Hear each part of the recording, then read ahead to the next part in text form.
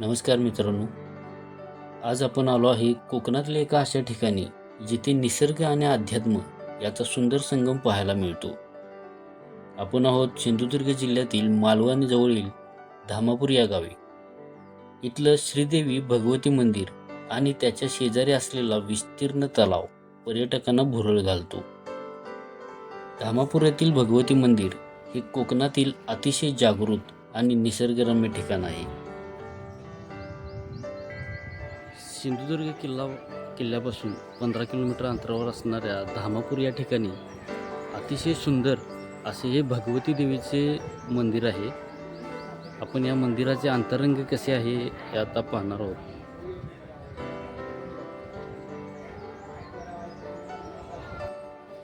हे मंदिर साधारणपणे 450 ते 500 वर्ष जुनं आहे असे मानले जाते. मंदिराचे बांधकाम पूर्णपणे लाकडी असून त्यावर कोरीव काम पाहायला मिळते. कोकणी स्थापत्यशैली, गोल नक्षीदार खांब, लाकडी कोरीव छत, प्रशस्त सभामंडप, आजूबाजूचा निसर्ग यामुळे मंत्रमुग्ध व्हायला होते.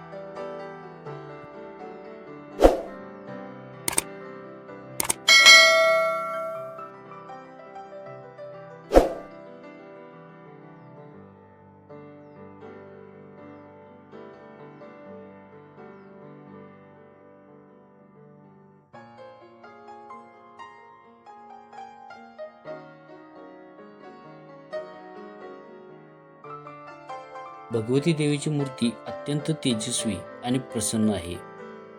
विशेष म्हणजे हे मंदिर धामापूर तलावाच्या काठी वसलेले आहे. या तलावाचा उल्लेख प्राचीन ग्रंथांमध्येही आढळतो.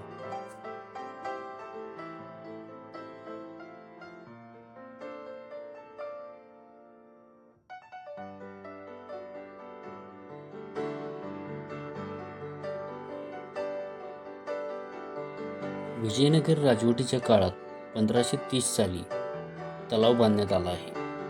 मंदिराच्या समोर असलेला धामापूर तलाव हा मानवनिर्मित असून निसर्गदत्त वाटतो. वर्षभर या तलावाला पाणी असते. आजपर्यंत हा तलाव कधीही आटलेला नाही. जागतिक वारसा सिंचन स्थळ म्हणून आंतरराष्ट्रीय ओळख धामापूर तलावास मिळाली आहे.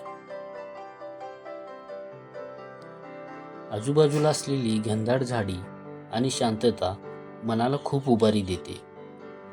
धामापूर म्हणजे निसर्ग संपत्तीचा समृद्ध खजिनाच आहे.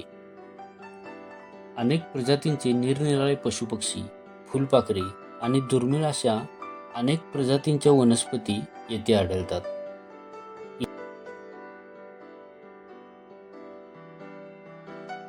तलावाच्या काठावर असणाऱ्या एका शिलालेखावर अशी माहिती आढळली की या तलावासंदर्भात एक दंतकथाही सांगण्यात येते की लग्न कार्य किंवा शुभ कार्यासाठी परडीभर फुलांच्या बदल्यात या तलावातून सोन्याचे दागिने मिळत असत.